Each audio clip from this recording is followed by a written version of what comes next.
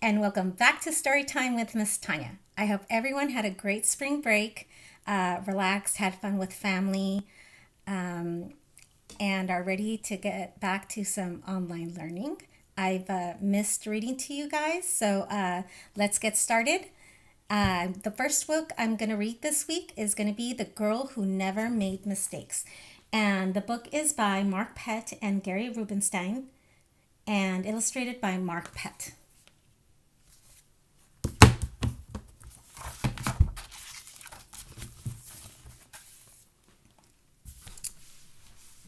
For Beatrice Bottomwell, Friday began like any other day.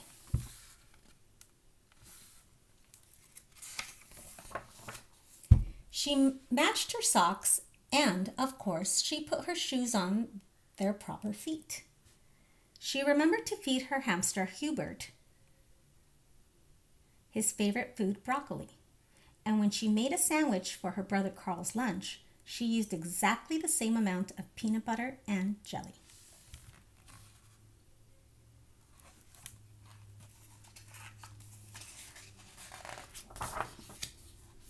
When she stepped outside to greet her fans, she didn't forget to say good morning and thank you. They asked if she made her bed. She had. They asked if she forgot to do her math homework. Nope. What about tonight's talent show? They asked. I'm ready, said Beatrice with a smile. After all, her juggling act had won 3 years in a row.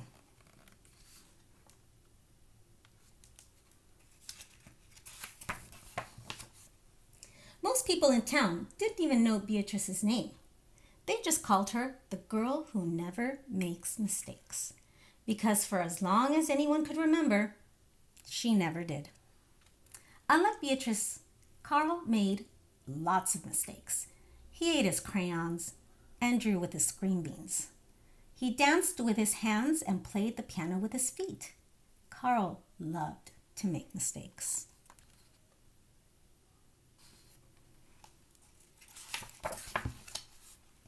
At school, Beatrice was on a cooking team with her 2 best friends, Millie and Sarah.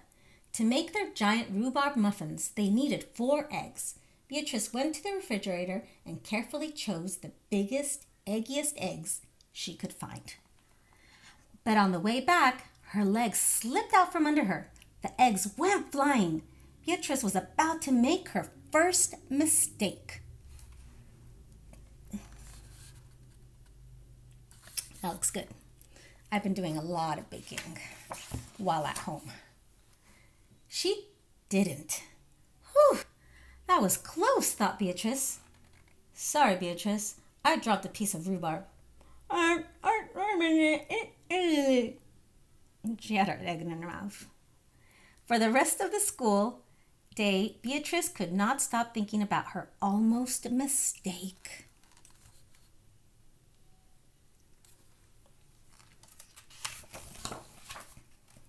On their way home from school, Beatrice watched Millie and Sarah ice skating in the park. Come join us, said Millie. It's fun, said Sarah. Beatrice watched them slip and slide on the frozen pond. Millie and Sarah laughed as they wobbled on the ice. No thanks, said Beatrice. At supper, Beatrice barely touched her food. Is everything all right, kiddo? Asked her father. I'm worried I'll mess up tonight, said Beatrice, and everybody will be watching. Worry? You don't make mistakes, he said with a smile. Beatrice tried to smile.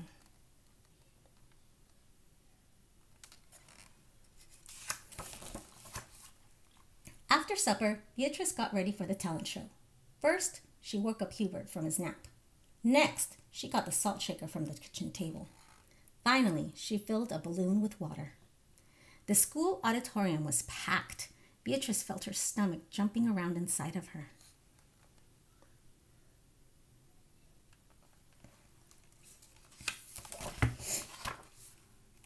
Beatrice waited for her juggling music to begin.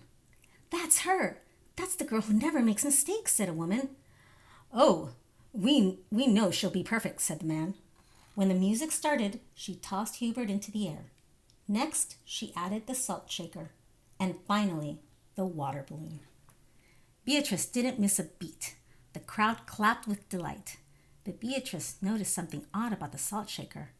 The specks falling out of it were not white. What do you think it was?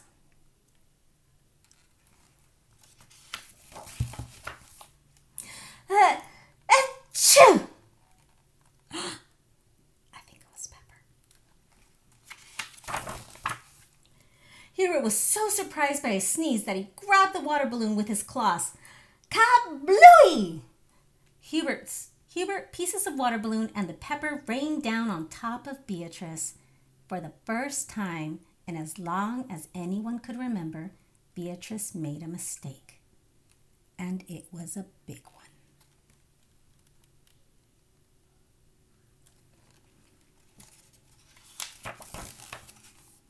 The music stopped.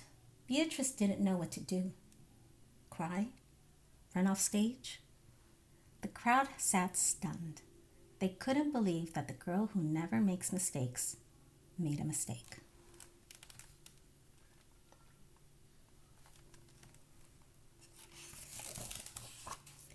Beatrice looked up at Hubert. He looked back at her. His hamster fur was soaked and speckled with bits of balloon. Beatrice let out a giggle. The giggle grew into a chuckle, and the chuckle became a laugh. The people in the crowd looked at each other, then back at Beatrice. Then they began to giggle, then chuckle. Then finally, a roar of laughter.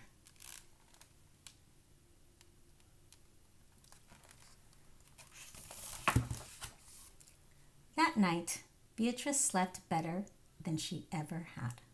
In the morning, no fans greeted Beatrice. When she got dressed, Beatrice, for no reason at all, put a polka dot sock on one foot and a plaid sock on the other.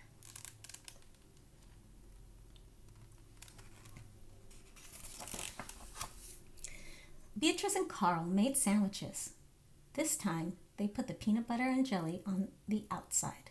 They called it an inside-out PB&J. Lunch was messy and delicious. Later, Beatrice found Millie and Sarah shaking in the park. They fell a lot and laughed.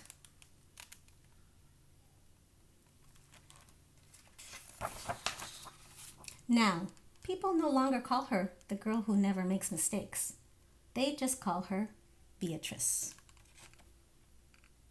El fin. This is a cute book. I read it to my son for bedtime the other day, and he really liked it. So thank you again for listening to my stories, and I will see you guys next time. Bye.